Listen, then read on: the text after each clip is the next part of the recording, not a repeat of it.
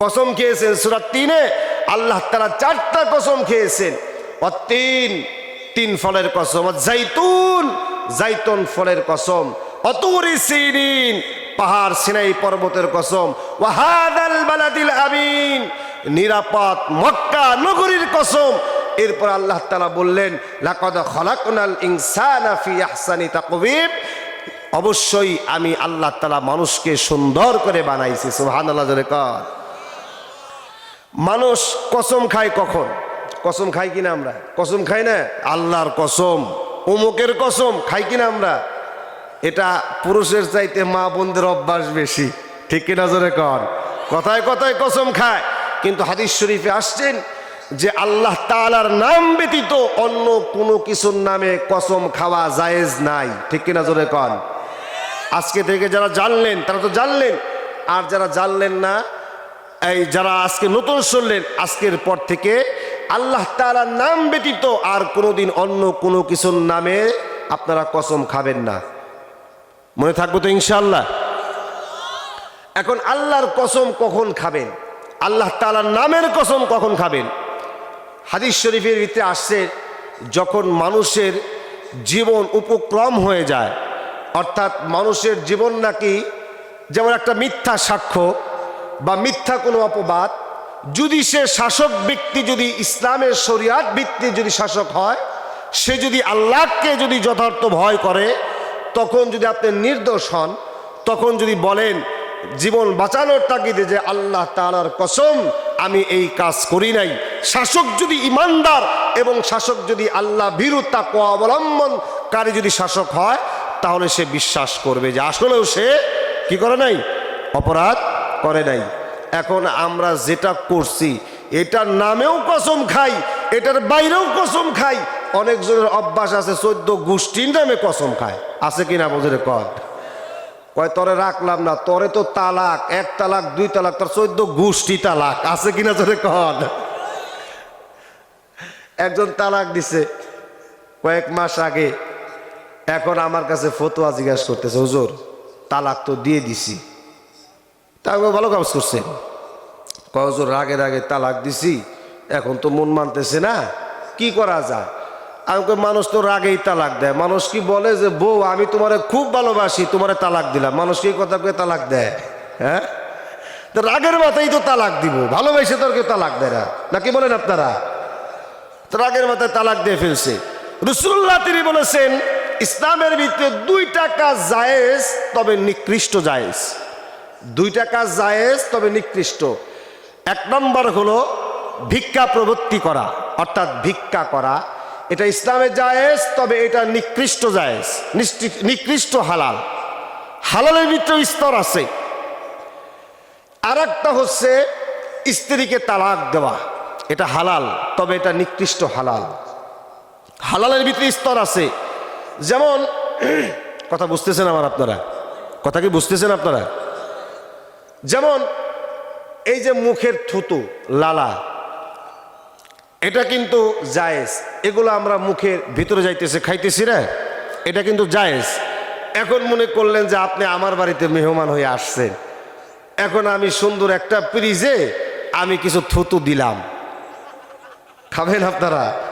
কথা কন না কেন? খাবেন? এটা আমার জন্য এটা রুচিশীল, এটা আমার জন্য প্রযোজ্য, কিন্তু এটা আপনার জন্য কি রুচিশীল? কিন্তু জায়েজ। কিন্তু থুতু কিন্তু নাপাক না, কিন্তু জায়েজ। কিন্তু এটা কি খাওয়া যাবে? কথা কন না কেন? খাওয়া যাবে? তো এরকম ইসলামের শরিয়াতের ভিতরে হালালের কিছু স্তর আছে, আবার হারামেরও কথা কন স্তর আছে, আবার গুনারও কিছু স্তর আছে। যেমন সগীরা গুনাহ, কবিরা গুনাহ, শিরকি গুনাহ, আছে কিনা জোরে কন। এক একটা গুনাহের জন্য এক একটা আল্লাহ তাআলা আযাব দিবেন। ভাইরা আমার, বন্ধুরা আমার, যেই কথাগুলো বলতেছিলেন, আল্লাহ রাব্বুল আলামিন মানুষকে অত্যন্ত সুন্দর করে বানিয়েছেন, এবং আল্লাহ তাআলা মানুষকে যে সুন্দর আকৃতি দ্বারা বানাইছেন, এই কথাটা মানুষকে বুঝাবার জন্য আল্লাহ 4টা জিনিসের প্রতি কসম খেয়েছেন। কারণ মানুষ কসম খেলে বিশ্বাস করে, এই জন্য আল্লাহ জানেন বুঝেন এই জন্য আল্লাহ তাআলা বান্দার সাথে কসম খাচ্ছেন যে বান্দা সেই পবিত্র 3 ফলের কসম, পবিত্র জাইতুনের কসম, যে আমি আল্লাহ তাআলা তোমাকে সুন্দর আকৃতি দিয়া বানাইছি। যেমন তোমাকে সুন্দর আকৃতি দিয়ে বানাইছি, ঠিক তেমনি ভাবে দুনিয়াতে তোমাকে পাঠাইছি। দুনিয়াতে গিয়া আমার গোলামি করবা, আমার দাসত্ব করবা, আমার ইবাদত বন্দেগী করবা। তুই যদি আমার হয়ে যাস, সারা দুনিয়ার নাজ নিয়ামত আমি বান্দা তোমার জন্য করে দিব। সুবহানাল্লাহ জোরে কান। আল্লাহ রাব্বুল আলামিন বলেন, আল্লাহ রাব্বুল আলামিন বলেন, এরে দুনিয়ার বান্দা, আমি আল্লাহকে যদি তোমরা পাইতে চাও তাহলে কোথাও গিয়ে আমি আল্লাহকে তোমরা পাবে না। হাদিস শরীফের ভিতরে এসেছেন, আল্লাহর নিকটবর্তী কোনো বান্দা যদি হতে চায়, সে যেন আল্লাহকে নামাজে সিজদা দেয়। কেউ যদি নামাজে আল্লাহকে সিজদা দেয়, তাহলে আল্লাহ তাআলার নিকট সবচাইতে ওই বান্দা কাছে চলে যায়। জোরে কোন সুবহানাল্লাহ। সিজদার মাধ্যমে আল্লাহ তাআলাকে খুশি করার মতো আর কোনো ইবাদত নাই। এই সিজদার অনেক দাম, উম্মতে মুহাম্মাদীর এই সিজদার অনেক দাম। এই জন্য আল্লাহর রাস্তে এই কপালটা যেখানে সেখানে আপনারা ঠেকায়েন না। এই সিজদার ঠেকানোর মাধ্যমে আপনার জান্নাত ওয়াজিব হয়ে যাবে। আবার এই সিজদা এমন জায়গায় ঠেকাইছেন যে কারণে আপনার জন্য জাহান্নাম ওয়াজিব হয়ে যাবে। এই জন্য এই কপালটার, এই 4 ইঞ্চি কপালের অনেক দাম আল্লাহর কাছে। নবীজি বলেছেন, আমার উম্মতের সিজদার দাম অনেক বেশি হবে, আর 2টা জিনিসের দাম বেশি হবে। সেটা হলো, আমার উম্মত যখন নাকি আল্লাহর কাছে গভীর রজনীতে তাহাজ্জুদের নামাজ আদায় করার পরে যখন নাকি আল্লাহ তাআলার কাছে গুনাহের জন্য মাপ চাইবে, দর দর করে চক্ষু দিয়া পানি পড়বে, আমার উম্মতের সেই চোখের পানি কাল কিয়ামতের দিন জাহান্নামের আগুনকে নিভায়া দিবে। জোরে কোন সুবহানাল্লাহ। এত পাওয়ারফুল মানুষের চোখের পানি। আর একটা ফুটার দাম আল্লাহ তাআলার কাছে সবচাইতে বেশি মর্যাদাবান। সেটা হলো, যারা নাকি আল্লাহর দ্বীন প্রতিষ্ঠা করার জন্য, আল্লাহর বিধান প্রচার করার জন্য যদি কাফেরদের সাথে যদি যুদ্ধ হয়, আর এই যুদ্ধে যদি কোন মুমিন ব্যক্তি যদি শাহাদাত বরণ করে, তার গা থেকে যে রক্তের ফোঁটাটা পড়ে, এই রক্তের ফোঁটাটা আল্লাহর দরবারে সবচাইতে বেশি প্রিয়। জোরে কোন সুবহানাল্লাহ। এই জন্য রাসূলুল্লাহ তিনি বলেছেন, তোমরা রাত্রি যখন নাকি গভীর হয়ে যায়, তখন তোমরা আল্লাহ তাআলার কাছে তোমরা নিজেদের গুনাহের জন্য তওবা করো, ইস্তিগফার করো, এবং আল্লাহ তাআলার কাছে তোমরা মাপ চাও। জোরে কোন সুবহানাল্লাহ। একটু জেগে করেন লা ইলাহা লা ইলাহা লা ইলাহা লা ইলাহা ইল্লাল্লাহু মুহাম্মাদুর রাসূলুল্লাহ। সকলে বলেন সাল্লাল্লাহু আলাইহি ওয়াসাল্লাম। ভাইরা আমার, বন্ধুরা আমার, এদিক সেদিক গেলে কিন্তু আয়াতের ভিতরে আমি ঢুকতে পারবো না। এই জন্য অল্প সময় একটু কান লাগান রে ভাই। এই দুনিয়ার জমিনে আল্লাহ তাআলা যেমন আমাদেরকে সুন্দর আকৃতিরা পাঠিয়েছেন, তেমন 60 বছর 70 বছর আল্লাহ তাআলা আমাদেরকে হায়াত দিয়েছেন। দিয়েছেন কিনা জোরে কন। 60 বছর 70 বছর যেমন হায়াত আল্লাহ তাআলা দিলেন, ঠিক তেমনি ভাবে এই হায়াতটা নির্ধারিত সময় শেষ হয়ে যাওয়ার পরে রে বাজান, আমার আপনার এমন একটা গতি হবে যে আদরের স্ত্রী, যে সন্তান, যাদেরকে আমার কলিজার চাইতে বেশি মহব্বত করি, ভালোবাসি, আমার যখন নাকি এই রূহটা বের হয়ে যাবে, ভিতর থেকে রূহটা, শ্বাস প্রশ্বাসটা বন্ধ হয়ে যাবে, তখন আমার আপনার স্ত্রী তখন ডাক দিয়ে বলবেন, এলাকাবাসী, এ পাড়া প্রতিবেশী, আমার আদরের মহাব্বতের স্বামী আজকে দুনিয়ার ভিতরে নাই, সুতরাং তাড়াতাড়ি করে আমার ঘর থেকে বের করে দাও, কবরের জন্য তোমরা কবর খনন করো। এ দুনিয়ার বাবাজিরা, এ যুবক ভাইরা, এমন একটি সময় আসবে তোমার আমার তোমার আদরের সন্তানগুলো তোমার এই এত সুন্দর বিল্ডিং এর ভিতরে রাখবে না। তোমার স্ত্রী সারা জীবন যার সাথে একই বিছানায় ঘুমায়েছ, তোমার স্ত্রী কখনো তোমার পাশে 1 ঘন্টার জন্য আর শুইবে না। তাড়াতাড়ি করে খাটিয়া থেকে নামায়া দিবে, ঘর থেকে তোমাকে নামায়া দিবে। তোমার পাড়া প্রতিবেশীরা, গ্রামবাসীরা জানাজার জন্য এলান করে দিবেন, এমনকি কবর খোঁড়ার জন্য কিছু প্রতিবেশীরা ব্যস্ত হয়ে যাবে। এদিকে তোমার গোসল হয়ে যাবে, কেউ কাটবে তোমার বাস, কেউ তোমাকে গোসল দেবে, আতর সুরমা পরায়া দিবে। জিন্দেগির মতো, সারা জিন্দেগির মতো তোমাকে কম দামি শুধুমাত্র পাতলা 3 টুকরা কাপড়, কাফনের কাপড় দিয়া সারা জীবন কর মতো তোমাকে কবরের দেশে বিদায় দিয়ে দিবে। ঠিক কিনা জোরে কর। সেই সময়টা কি খুব দেরি না কাছে? কথা বলেন না কেন, খুব দেরি না কাছে?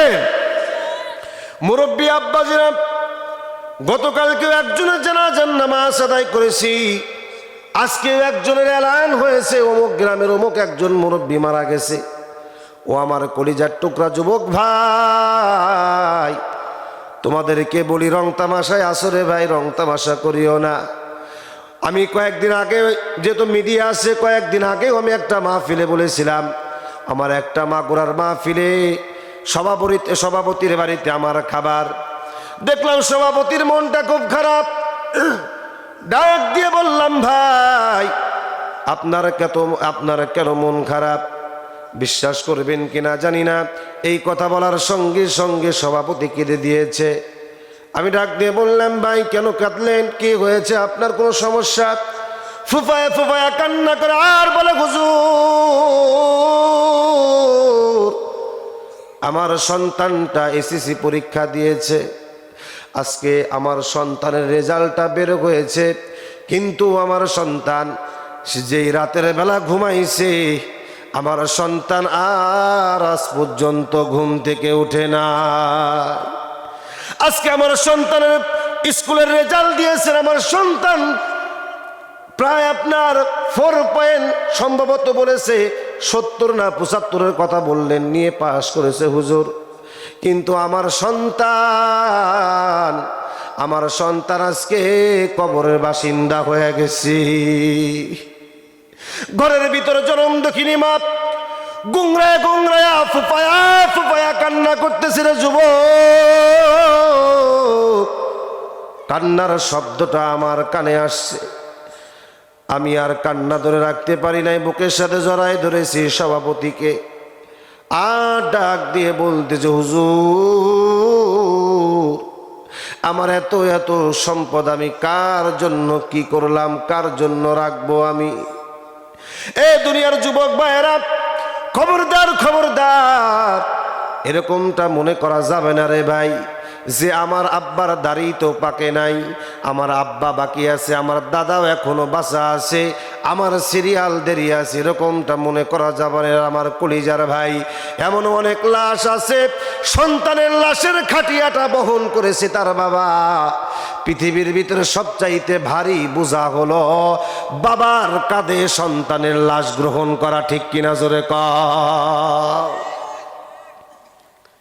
সন্তানের লাশ বাবা যখন নাকি বহন করে, এর চাইতে পৃথিবীতে আর এত বড় কোনো বোঝা আর হতে পারে না। বাবা মায়ের চোখের সামনে যখন সন্তান ইন্তেকাল করে, এর চাইতে কষ্টর পাহাড় আর হতে পারে না। এই জন্য কলিজার ভাই, ও আমার যুবক ভাইরা, ও আমার দাদা ভাইরা, খবরদার মা বাবার সাথে বেয়াদবি করবা না, মুরব্বীদের সাথে কখনো বেয়াদবি করবা না। তুমি মনে রাখবা, তোমার আদবের কারণে তোমার মা বাবা সম্মানিত হয়, তোমার বেয়াদবির কারণে তোমার মা বাবা জিল্লতি হয়। কথা কন ঠিক কিনা? যেমন আপনার সন্তানটা যদি ভালো হয়, মুরব্বীদেরকে সালাম দেয়, আসসালামু আলাইকুম চাচা কেমন আছেন? কয় ভালো আছি। এই মুরব্বীটা আর এক মুরব্বীকে জিজ্ঞাসা করে, ভাই ছেলেটা এত সুন্দর করে সালাম দিল, এত সুন্দর করে আদব ব্যবহার করলো, সন্তানটা কার? বলে কেন জানো না? অমুকের সলিমদ্দির সন্তান। সলিমদ্দিও ভালো মানুষ, তার সন্তানটাও ভালো মানুষ, বাপের মতোই হয়েছে। আর যদি বেয়াদবি করো, মুরব্বী গিয়ে আর একজন মুরব্বীকে বলবে, ভাই ওই বেয়াদবটা কে? কয় অমুকের সন্তান। কয় অমুকের সন্তান, কয় বাপও যেমন পোলাও তো। বলে কিনা জোরে কন আপনারা? ও দুনিয়ার ইমানদার, ও দুনিয়ার যুবক ভাই, মৃত্যু কিন্তু কারোর জন্য অপেক্ষা করবে না রে ভাই। মৃত্যু সাদা কালো, ধনী গরিব, উঁচু নিচু, এটা মৃত্যু কিন্তু বুঝে না। যার যখন নাকি হুকুম চলে আসবে, যার যখন নাকি হায়াত শেষ হয়ে যাবে, মালাকুল মউত তখন তোমার দুয়ারে হাজির হয়ে যাবে। ঠিক কিনা জোরে কম? ও দুনিয়ার ইমানদার, ও দুনিয়ার মুসলমান, ওই দিকে তাকাব। রাসূলুল্লাহ তিনিও ইন্তেকাল গ্রহণ করেছেন। আল্লাহ রাব্বুল আলামিন পবিত্র কোরআন মাজিদের ভিতরে ইরশাদ করেছেন, ইন্নাকা মাইয়িতু ওয়া ইন্নাহুম মাইয়িতুন। আল্লাহ রাব্বুল আলামিন ডাক দিয়ে বলেন, ও রাসূল, দুনিয়াতে তোমার পূর্বে যে সমস্ত নবী আলাইহিস সালামের এসেছিল, তারাও দুনিয়া থেকে গত হয়ে গেছে, বিদায় নিয়ে চলে গেছে। ও রাসূল, আপনিও দুনিয়া থেকে বিদায় নিয়ে চলে যাবেন, আর আপনার পরে যারা আসবে তারাও দুনিয়া থেকে বিদায় নিবে। ওয়ালিমান খাফা মাকামা রাব্বিহি জান্নাতান ফাবিআইয়ি আলাই রাব্বিকুমা তুকাযযিবান। একটু জোরে বলা যাবে কি আল্লাহু আকবার? আল্লাহ রাব্বুল আলামিন বলেন, রাসূল, আপনার ইন্তিকালের পরে যারা আসবেন তারাও ইন্তিকাল করবে।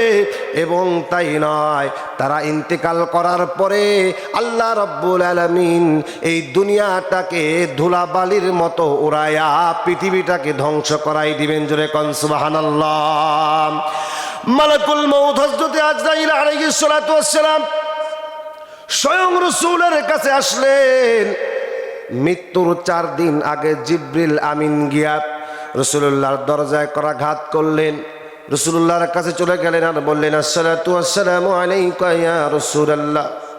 আল্লাহ রাসূলকে ডাক দিয়া বলেন, ইয়া আল্লাহর নবী, আপনি কেমন আছেন? যদিও আল্লাহ পাক আপনার সামনের পিছনের ভিতরের সব কিছুই জানেন। ওগো নবী, আপনি কেমন আছেন? জিবরিলকে ডাক দিয়া বলেন, ও জিবরাইল, আমার শরীরটা তেমন ভালো না, আমার শরীরটা কেমন জানি গরম হয়ে আছে, আমার মাথায় প্রচণ্ড ব্যথা। ও জিবরাইল, আমি কয়দিন যাবৎ কিছু খেতে পারি না, আমার শরীরটা দুর্বল হয়ে গেছে। এই কথা যখন নাকি বললেন, জিবরিল আমিন চলে গেলেন। দ্বিতীয় দিন আবার আসলেন, বললেন, ইয়া রাসূলুল্লাহ, আপনি কেমন আছেন? দ্বিতীয় দিনও বললেন, ও জিবরিল রে, আমি তেমন ভালো নাই। তৃতীয় দিন আবার আসলেন, বললেন, ও রাসূল, আপনি কেমন আছেন? বললেন, জিবরাইল আমিন ভালো না, আমার শরীর স্বাস্থ্যটা আগেকার চাইতে আরো খারাপ হয়ে গেছে। এবার জিবরাইল আমিন চতুর্থ দিন আসলেন। গেটের ভিতরে নক করলেন আর বললেন, ইয়া রাসূলুল্লাহ, আপনি যদি অনুমতি দেন তাহলে আজকে ঘরের ভিতরে প্রবেশ করতে পারি। ঘরের ভিতরে নক দিলেন। আম্মা জান ফাতেমা রাদিয়াল্লাহু তাআলা আনহা ঘরের ভিতরে, এবং কে উম্মে আয়েশা রাদিয়াল্লাহু তাআলা আনহা রাসূলের শিয়রের ভিতরে দাঁড়ায় আছেন। কোন কোন হাদিসের বর্ণনার ভিতরে এসেছেন হযরত আবু বকর সিদ্দিক রাসূলুল্লাহর